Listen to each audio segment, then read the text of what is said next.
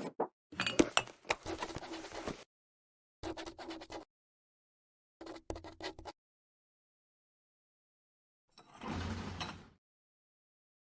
continuación vamos a ver un ejemplo sencillo de cálculo y cómo modelarlo con una máquina de estado finito.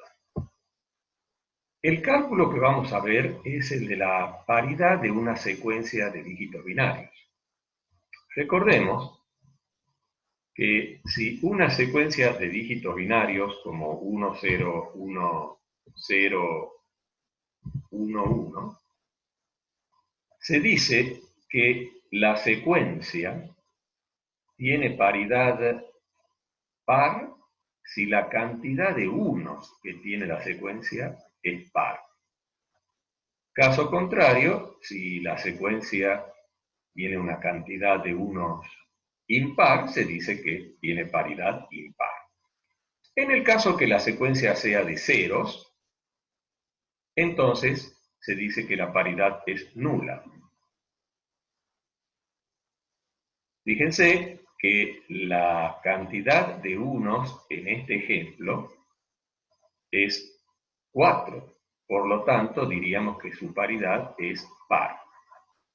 No confundir con la paridad del número que representa la secuencia de dígitos. Fíjense que en este caso la secuencia termina con 1 y eso nos llevaría a pensar que es un número impar. Efectivamente, pero la paridad es, repito, la cantidad de unos que tiene, si es par o impar.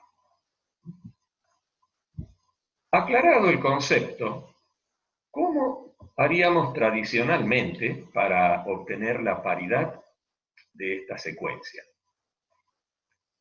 Lo que habitualmente se hace es recorrer la secuencia, leer, introducir, supongamos en un programa, dígito por dígito, y contar cuando el dígito sea igual a 1.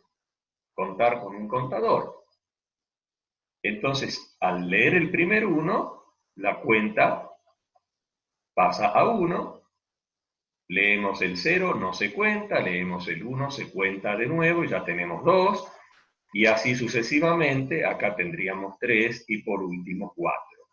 Ese resultado lo dividimos en 2, y si el resto es 0, concluimos que es par, y si el resto es 1, concluimos que es impar. En este caso sería 4 dividido en 2, el resto es 0, sería la paridad par.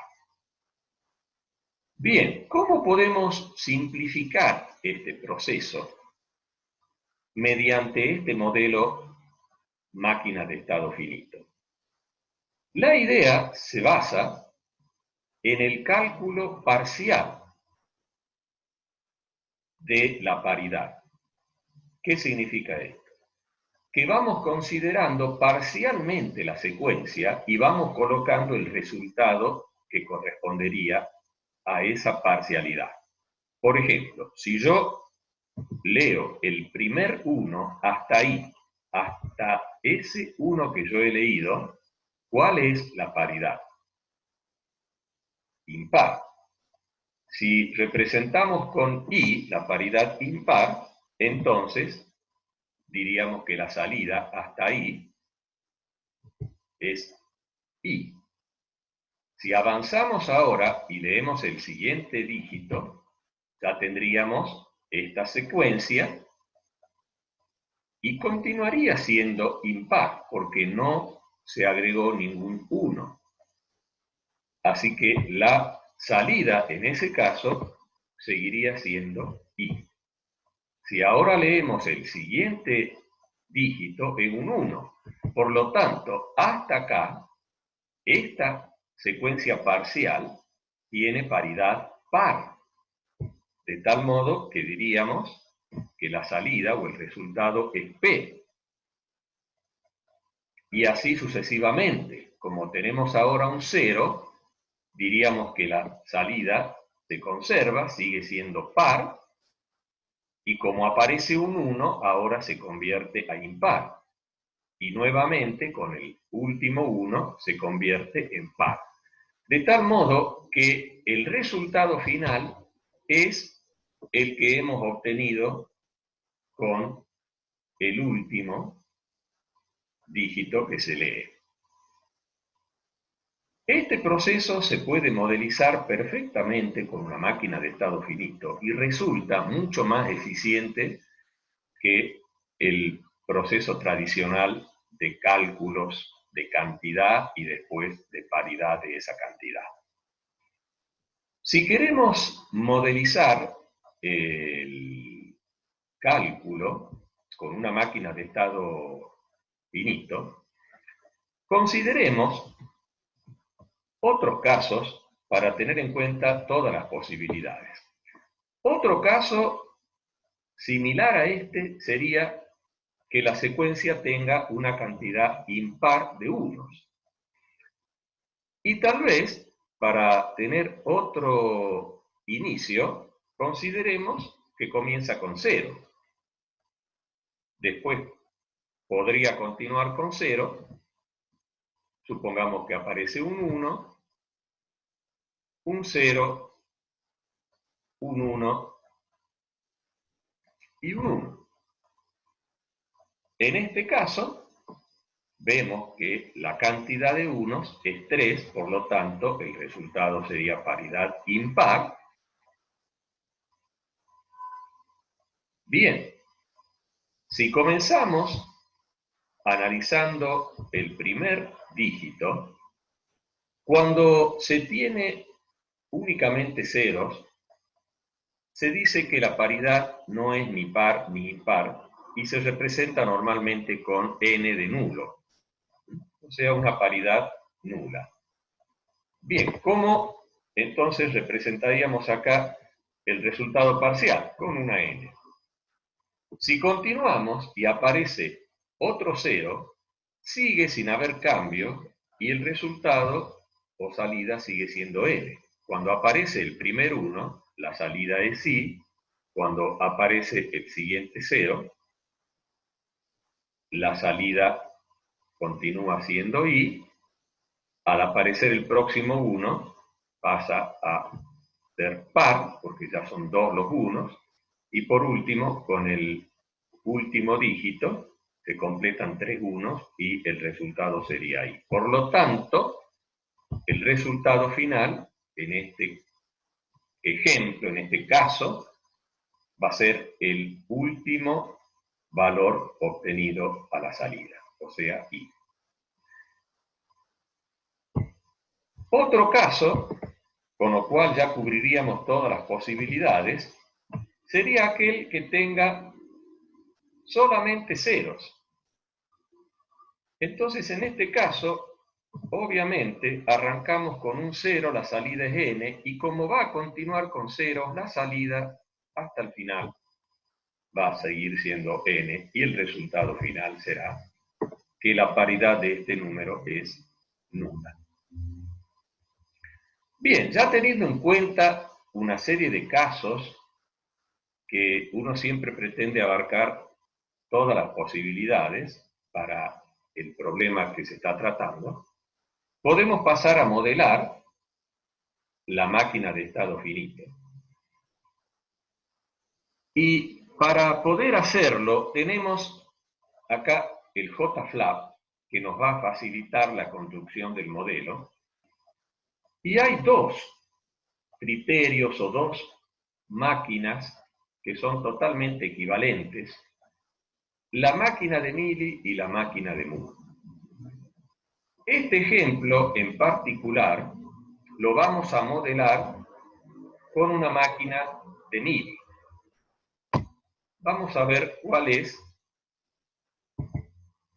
la particularidad que tiene este modelo, la máquina de Mealy.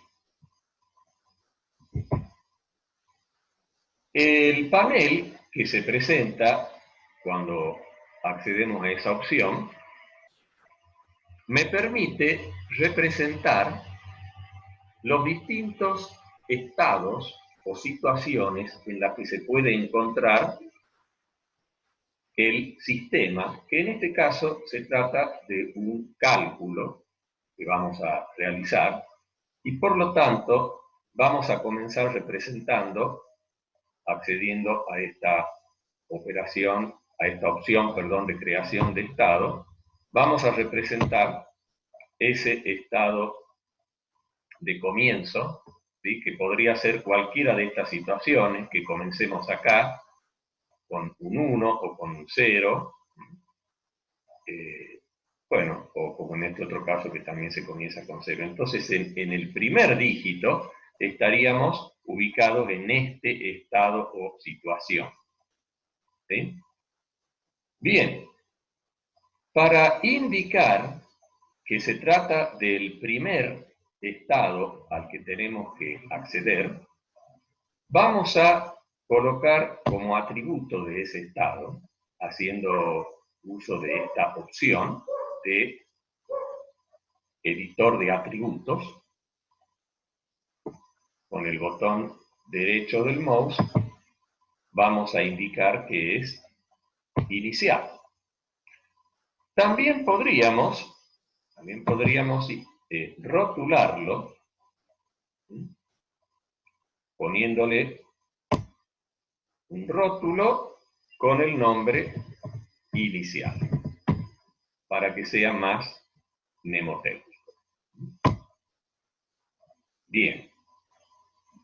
En este caso, vamos a considerar que si se lee un 0, como podemos ver en este ejemplo y en este otro, si se lee un 0, la salida va a ser n. Y como si a continuación viene otro 0, vamos a seguir respondiendo de la misma forma, el estado al que se va a transicionar es el mismo. Por lo tanto, vamos a colocar acá la primer arista, haciendo uso de esta opción, que es el creador de transiciones, haciendo clic simplemente en el estado, haciendo clic acá en la opción y después haciendo simplemente clic en el estado, podemos acceder a esa opción. En el primer casillero vamos a colocar el símbolo de entrada, que sería un 0, y en el segundo casillero, que por defecto no tiene nada, y lo representamos con la palabra vacía, vamos a colocar el resultado, que sería n. Bien, vamos a poner n minúscula. Bien, damos enter y se crea esa transición con entrada 0 y salida n. Continuando, si nosotros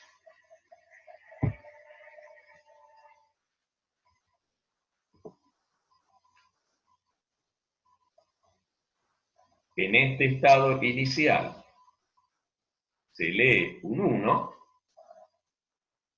como podría ser cualquiera de los casos donde después de leer un 0 se lee un 1, como acá o acá, tenemos que pasar a otro estado porque la respuesta que vamos a tener es distinta. Fíjense en acá, si yo estoy en 0 y la salida es n, con otro 0 la salida es n, pero si aparece un 1, la salida ya va a ser distinta, ¿sí? Y el comportamiento de este proceso va a ser otro. Entonces requiere que pasemos a otro estado. Entonces hacemos clic en la opción de crear estado y pasamos a crear otro estado en nuestro modelo, que de nuevo lo podemos rotular para indicar cuál es el propósito de ese estado, y el propósito sería identificar una secuencia impar. ¿Sí? Porque efectivamente, cuando pasamos de acá a este estado, la salida va a ser impar. Entonces ahora agregamos la arista con un 1 y la salida con una i de impar.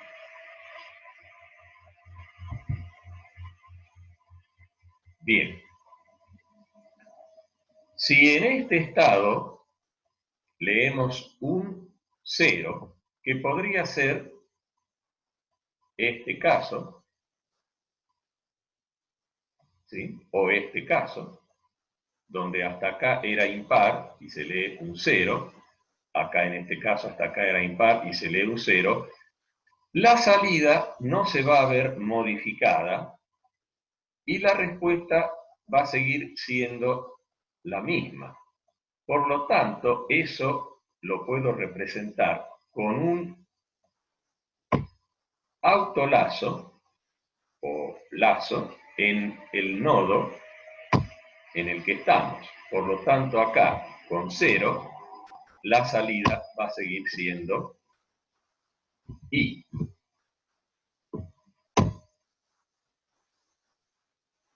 Pero si en este estado leemos un 1, vamos a tener que cambiar, como es en este caso del ejemplo, ¿sí? Porque la salida es ahora par. ¿Sí? Y la respuesta no va a ser la misma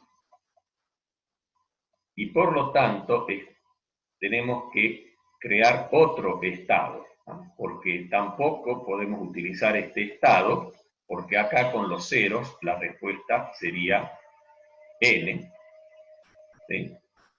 Y nosotros necesitamos que la respuesta con ceros a partir de la paridad par siga siendo par. Por lo tanto, se trata de otro estado.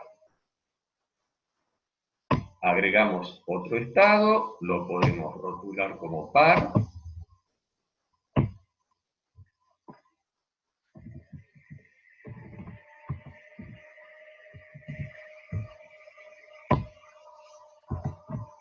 Y vamos a colocar una arista o transición con la entrada 1 y la salida B. Ahora, en este estado, después de haber leído un 1 y de haber obtenido la salida P, si leemos un 0, esa salida tiene que seguir siendo la misma. Por ejemplo, en esta situación, teníamos P y leemos 0 y tiene que seguir siendo P. Por lo tanto, acá con 0 vamos a tener un autolazo con entrada 0 y salida P. Y por último, si estamos en este estado y leemos un 1, tiene que cambiar la paridad. Como por ejemplo en este caso, que al aparecer un 1, la paridad es impar. Entonces tenemos que agregar una transición desde este estado a este otro estado, con la entrada 1 y la salida i.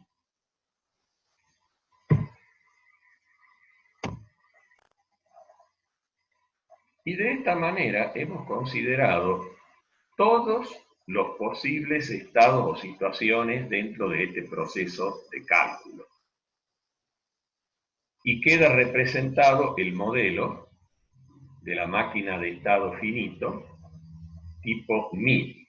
¿Cuál es la característica de esta máquina, del criterio de MILI? Que la salida depende de la entrada y del estado en el que se encuentra. En todos los casos tenemos en la transición la entrada y la salida, porque esa salida depende del estado en el que se encuentra y del símbolo que se lee. También el estado al que se transiciona depende del estado actual y del símbolo leído. Así que podríamos decir que la relación que hay entre el estado actual y el estado nuevo tiene como dominio el estado actual y el símbolo de entrada. Y lo mismo podemos decir para el símbolo de salida. La salida que se va a producir depende del estado y del símbolo de entrada.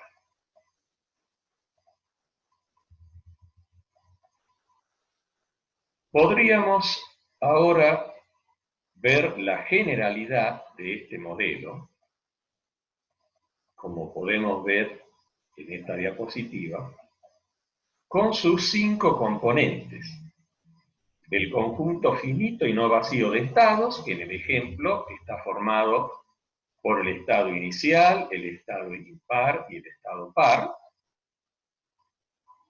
por un alfabeto de símbolos de entrada, que en el caso del ejemplo son los dígitos binarios 0 y 1, por un alfabeto de símbolos de salida, que en el caso del ejemplo son N, I y P,